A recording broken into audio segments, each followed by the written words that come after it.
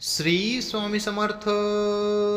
जय जय स्वामी समर्थ.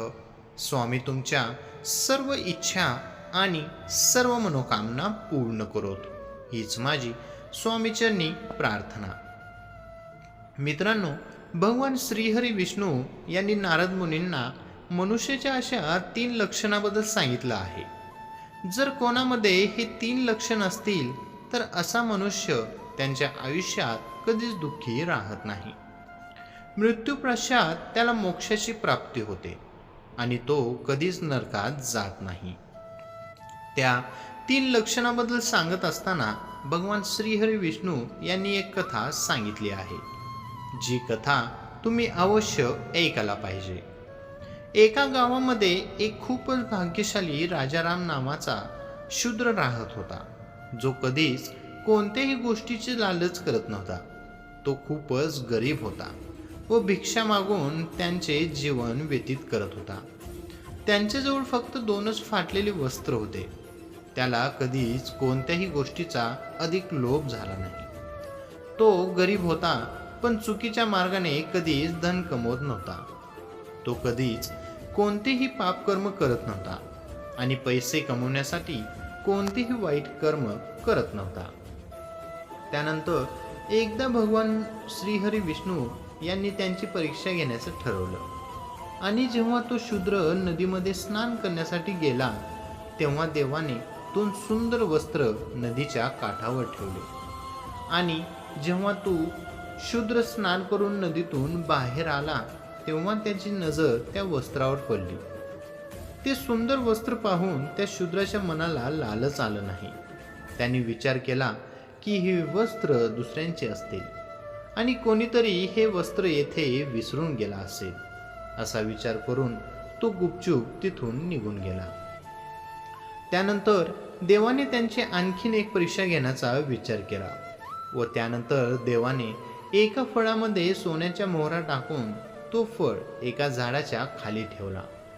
जेव्हा तो शूद्र त्या वृक्षाखाली आला, तेव्हा त्याला तो सुंदर फळ दिसला आणि जेव्हा त्याने तो फळ उचलला, तेव्हा त्याने पाहिलं की त्या फळाच्या आत सोन्याच्या मोहरा आहेत. ज्या फळाला हातात घेऊन तो शूद्र विचार करू लागला, खूपच आश्चर्याची गोष्ट आहे.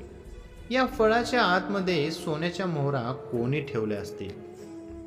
हे तर कुठल्या तरी चोराचं काम दिसत आहे, असं म्हणत त्याने तो फळ तेथेच ठेवून दिला आणि विचार करू लागला की जर मी या फळांमध्ये असलेल्या सोन्याच्या मोहरा घेतल्या तर माझ्यामध्ये लालच उत्पन्न होईल आणि या धनाची रक्षा करण्यासाठी मला खूपच संकटाचा सामना करावा लागेल. बिनाकार्य करता प्राप्त झालेले धन अहंकार निर्माण करतो.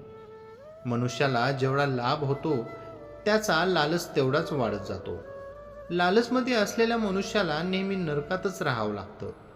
जर मी या सोन्याच्या मोहऱ्या घरी घेऊन गेलो तर ही सोन्याच्या मोहरा पाहून माझ्या पत्नीची आणि पुत्राची बुद्धी सुद्धा भ्रष्ट होईल, ज्यामुळे त्यांच्यामध्ये सुद्धा अहंकाराची भावना जागृत होईल आणि अहंकारातून क्रोधाची उत्पत्ती होत असते व त्यामुळे घरामध्ये क्लेश होतो.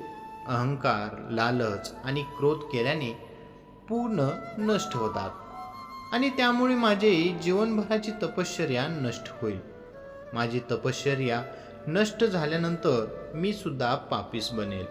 असा विचार करून त्या शूद्राने तो फळ तिथे जमिनीवर ठेवून दिला आणि गुपचूप तिथून निघून गेला. त्या वेळेला आकाशातून सर्व देवता त्या शूद्राला पाहून त्यांची प्रशंसा करत होते. देवाने आणखीन एकदा त्या शोधाची परीक्षा घेण्याचा विचार केला आणि एका साधूचा वेश धारण करून देव त्या शूद्राच्या गावामध्ये गेले व त्यानंतर देव लोकांना त्यांचे भविष्य सांगू लागले. सर्व गावातील लोक त्या साधूची चर्चा करू लागले आणि ही गोष्ट सर्वत्र वाऱ्यासारखी पसरली. जेव्हा ही गोष्ट त्या शूद्राच्या पत्नीला समजली, तेव्हा ती सुद्धा त्या साधूच्या जवळ आली आणि साधूला तिच्या भाग्याबद्दल विचारू लागली. तेव्हा त्या साधूने सांगितलं, हे पुण्यवान स्त्री, देवाने आज तुझ्यासाठी खूप काही दिलं होतं, परंतु तुझ्या मूर्ख नवऱ्याने त्याचा त्याग केला आहे. त्याने तो धन तिथेच फेकून दिला आहे.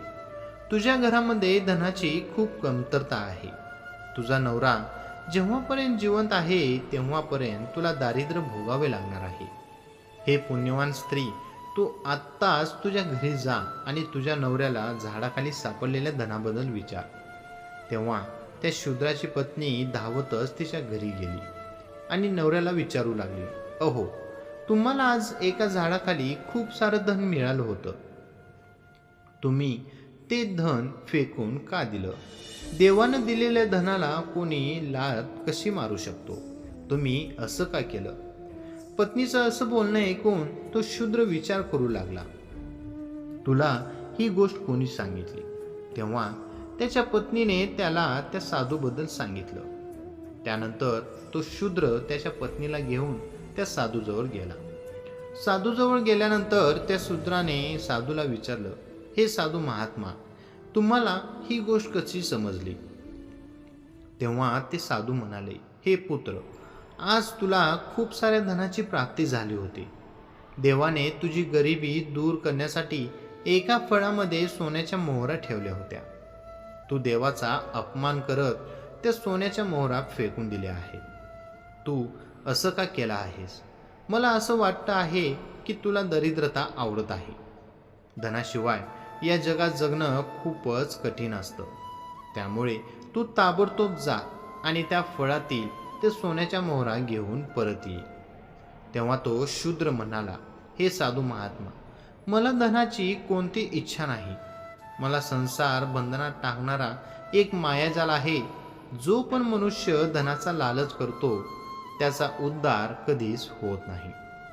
जेव्हा मनुष्याकडे खूप धन असतं तेव्हा त्याला चोर, नातेवाईक आणि राजापासून भीती वाटू लागते. सर्व लोक धनिक व्यक्तीला मारण्याची इच्छा ठेवत असतात. मग अशा परिस्थितीत धन मला सुख कसं प्रदान करू शकतं? धन पाण्यासाठी घातक आहे आणि धन पापाचा साधन आहे. धनवान व्यक्तींचा घर क्रोध, अहंकार आणि लोभ अशा गोष्टींनी भरलेला असतो. धन दुर्गतीचे कारण आहे. तेव्हा तो साधू म्हणाला, हे शूद्र, ज्यांच्याकडे धन असतो त्यांच्याकडेच मित्र असतात. ज्यांच्याकडे धन असतो त्याला सर्वजण माणसं मान देतात. ज्यांच्याकडे धन असतो त्यांचे भाऊ बहीण सुद्धा त्यांच्यापासून लांब जात नाहीत. उत्तम कुल, रूप, भूक, सुख आणि यश हे सर्व धनवान व्यक्तीलाच प्राप्त होत असतात. ज्यांच्याजवळ धन नाही अशा व्यक्तीला त्यांचे पुत्र, त्यांची पत्नी सुद्धा सोडून जातात. जो जन्मापासूनच गरीब आहे त्याला अनेक दुःख भोगावे लागतात. स्वर्ग प्राप्तीसाठी जे धर्मकार्य केले जातात त्यांच्यासाठी सुद्धा धनाची आवश्यकता असते. धनाचा अभाव असल्यावर व्यक्ती स्वर्गाला सुद्धा प्राप्त करू शकत नाही. दान केल्यामुळे व्यक्तीला मोक्षांची प्राप्ती होत असते.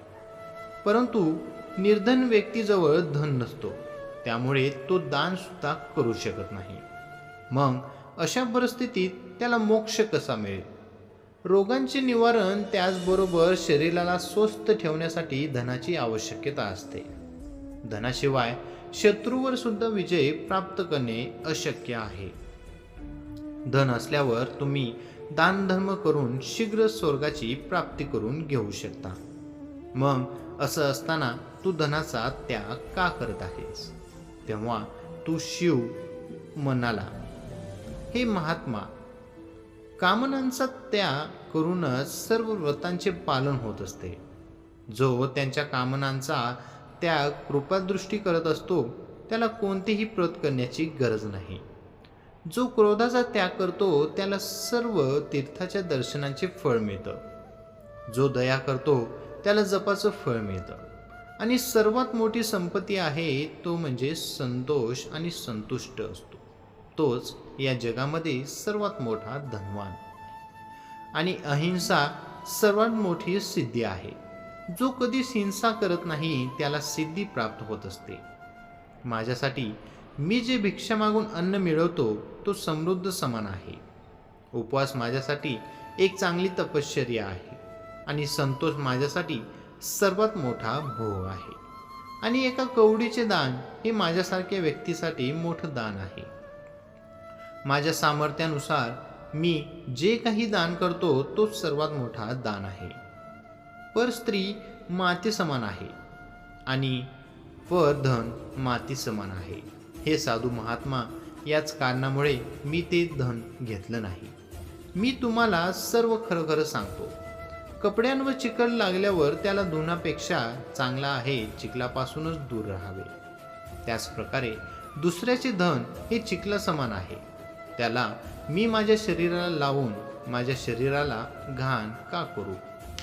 त्या शूद्राचं असं बोलणं ऐकून आकाशातील सर्व देवता प्रसन्न झाले आणि त्यांच्या डोक्यावर फुलांचा वर्षाव करू लागले. लगेचच आकाशातून एक विमान खाली उतरतो, ज्यामध्ये देवता बसले होते. सर्व देवतांनी त्या शूद्राला म्हटलं, हे धर्मात्मा, तुम्ही या विमानात बसा आणि सत्यलोकात येऊन दिव्य भोगांचा उपभोग करा.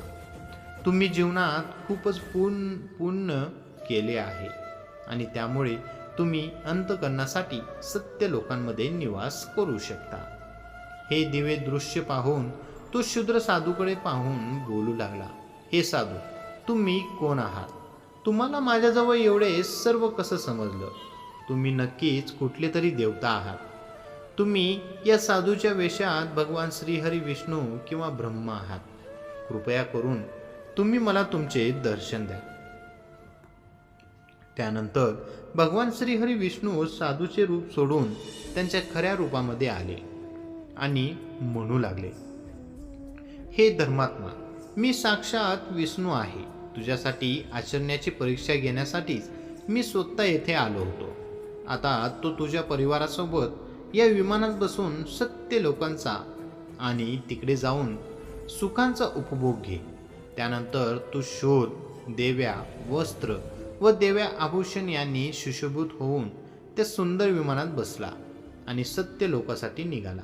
तर अशा प्रकारे लालचीपणाचा त्याग करून त्या शूद्राच्या सर्व परिवाराला मोक्षाची प्राप्ती झाली. जो पण मनुष्य लालचीपणाचा त्याग करून संतोष राहून जीवन जगत असतो त्याला मोक्षाची प्राप्ती निश्चितच होत असते. श्री स्वामी समर्थ. जय जय स्वामी समर्थ. मित्रांनो, ही छोटीशी माहिती आवडली असेल तर आपल्या व्हिडिओला लाईक, कमेंट आणि आपल्या चॅनेलला सबस्क्राईब करायला विसरू नका. श्री स्वामी समर्थ. धन्यवाद.